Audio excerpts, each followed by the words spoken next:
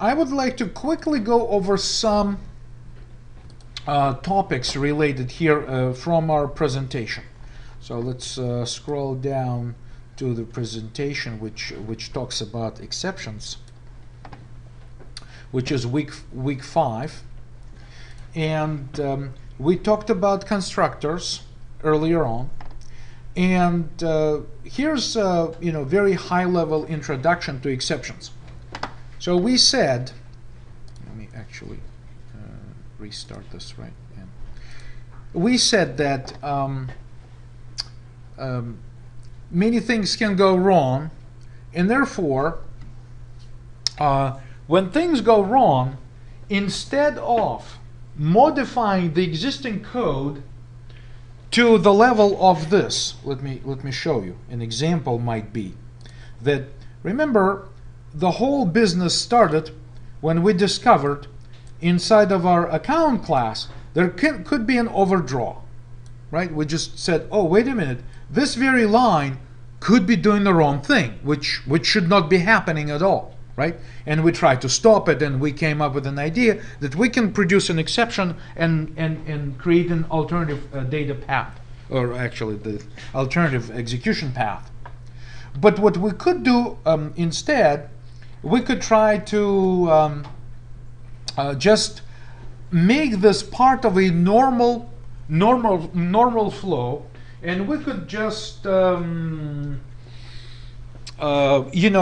perhaps generate error message here, do some additional things. But sometimes the withdrawal method doesn't have enough information to handle the error. It knows that something is wrong, but it doesn't have enough information to do anything but to stop. Just stop the execution and say, this is the information that I have, but I don't know how to deal with the problem. And that is basically the object-oriented solution to creation of an alternative path, which can be made quite visible right here in our customer class, where we say, try this, and if everything goes well, just return this transaction ID. But if there is an exception, then do something else, and that's the alternative path.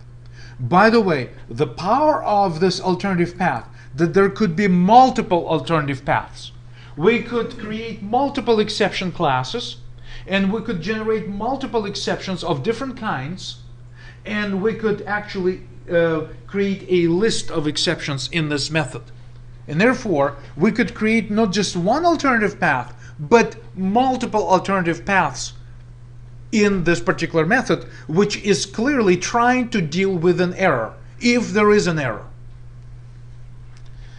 So, back to this idea right here.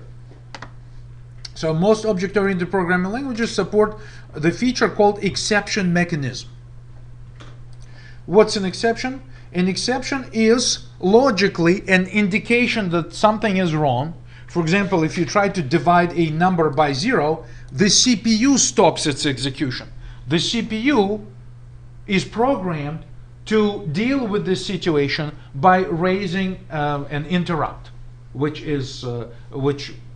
becomes an exception in later versions of the CPU. There could be memory access violation with, for example, you create an array of 5 integers and try to access integer number 10, which doesn't exist. Clearly, it's a memory access violation on your part. And again, the CPU catches this attempt and will raise an exception. I already mentioned array out of bounds. But it appears to be that the idea of those failed attempts to do something can be extended into the application domain, where we will say, oh, we have our own logical problems which we need to be able to deal with, and we would like to deal with it as an exception. So we don't want just to casually say, if this condition is this, then do something else, and do something else, and do something else. Instead, we want to say, stop, create an object which describes the situation. This will be called an exception object, throw it, and then hopefully someone will catch it. If nobody catches, the program will terminate. So an exception object is an object encapsulating information about the exception. Flow of events goes like this, and we're discussed it already in our example. Try and catch is the syntax to handle the exception. If the code is expecting an exception to occur, right? So there are possible situation where something can go wrong, then you can just say, I want to catch this exception, another exception, another exception, and you can handle the exception. So in this demo, I already had some version of it. You can download it. We have that. UML also supports the exception and indicates in different diagrams. We actually will come back to those diagrams later on. Where typically this, like a lightning bolt type of arrow, indicates that when something happens here, there may be an exception. And the exception type is specified on the side, and on the diagram you can indicate that the exception does take place and who handles it. But again, I'm not going to discuss it right here. Instead, I would like to actually jump to another slide, and this is from our CIS 157 class, where we have exception discussion here, and I'd like to jump to this slide. In Java, in general, there are two ways to deal with exceptions. It's called catch and specify.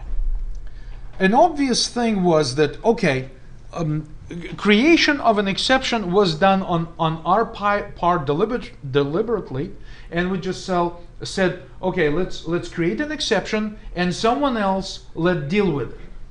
To deal with it, this is what this slide is trying to mention. There is a requirement that when you have to deal with exceptions, there are really two choices for you. Either to catch it, you have to catch it, and the example is right here. Right here it says try and catch. This means that we're trying to handle an exception. Our choice is to make this operation complete by the fact that it either succeeds or it also succeeds even if the exception occurs, because it knows how to handle the exception and deal with this exceptional condition. Another choice would be to say, no, we don't want to deal with an exception. And to alternate this, let me just perhaps copy and paste this to demonstrate.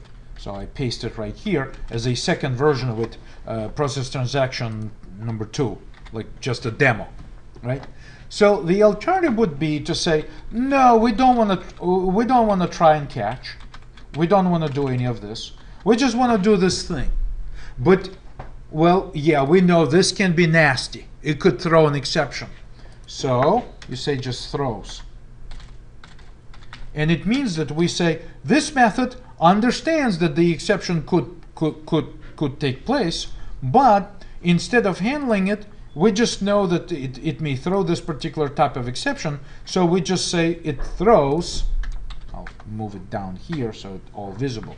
So you declare your method with your name and the set of parameters, and as soon as you discover from documentation or because it's your own code that anything inside this method could produce an exception, what your choice could be that you just say, oh, well, this method throws an exception, right? So it simply delegates the work to the caller. Someone calls process transaction 2, passes the input data, it's trying to do its work, something could go wrong, the exception could be thrown, but instead of saying try and catch, the alternative for the second version of our method is just simply declare, hey, I could throw an exception. And there in this case, we do not handle the exception. Instead, the burden of handling the exception is delegated to this level. So now, in the main method, we have the situation where an exception could be raised, and if I actually switch to this method right here, method number 2. So again, this will not compile because someone has to handle this user-defined exception. It's just the Java says that it's not acceptable not to handle this exception because it was your intent in the first place, so you have to deal with it. Somewhere, perhaps over here, you need to say try and catch. So this is something that basically tells us how we can deal with this situation. So let's